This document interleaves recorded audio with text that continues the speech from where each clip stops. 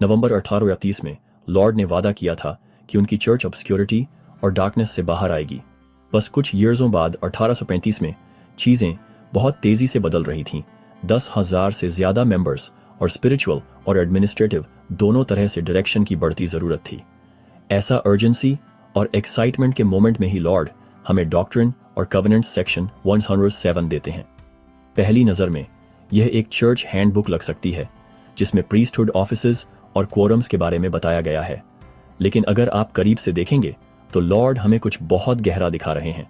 मेल्किजेदेक priesthood सिर्फ एक title या एक रिस्पॉन्सिबिलिटी नहीं है, यह सन ऑफ गॉड के ऑर्डर के बाद है। यह वही प्रीस्टहुड है जो एडम, इनॉक, नोआ और एब्राहम के पास था। वही प्रीस्टहुड जिसने मोसेस को रेड सी को अलग करने में मदद की, जिसने एलाइजा को आग बुलाने दिया, जिसने पीटर और शुरुआती अपोस्टल्स को क्राइस्ट की चर्च का मार्गदर्शन करने का अथॉरिटी दिया।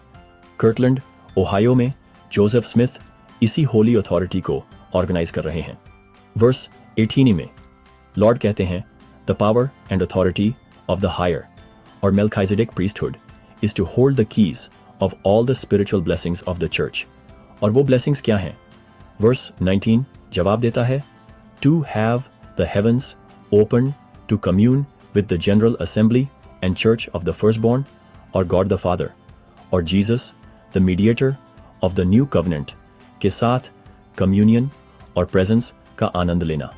यह कोई चेकलिस्ट या जॉब डिस्क्रिप्शन नहीं है, यह गॉड तक वापस जाने का एक पाथवे है। प्रीस्टहुड इंसानों का गॉड के नाम पर काम करने का अथॉरिटी नहीं है, यह गॉड की अपनी पावर है जो मॉर्टल हाथों को सौंपी गई है ताकि वह अपने सभी बच्चों को ब्लेस कर सकें।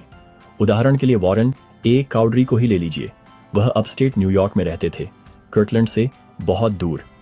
सेक्शन 106 में लॉर्ड उन्हें एक छोटी ब्रांच का लीडरशिप करने के लिए बुलाते हैं और वादा करते हैं, मैं उसे मजबूत करूंगा और उसे ग्रेस और अश्योरेंस दूंगा।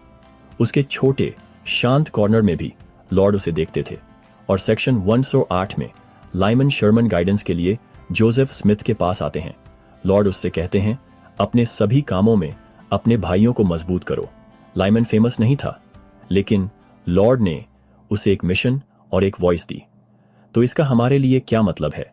ये रेवलेशंस मुझे याद दिलाते हैं कि गॉड की पावर रियल है और उनकी रीच इन्फिनिट है। हम कहीं भी हों या कितना भी ऑर्डिनरी फील करें, लॉर्ड हम में से हर एक को जानते हैं। वह हमें बुलाते हैं, वह हमें मजबूत करते हैं और अपने प्रीस्टहुड और कवेनेंट्स के जरिए वह उन सभी के लिए हेवंस खोलते हैं जो क्राइस्ट के पास आते हैं।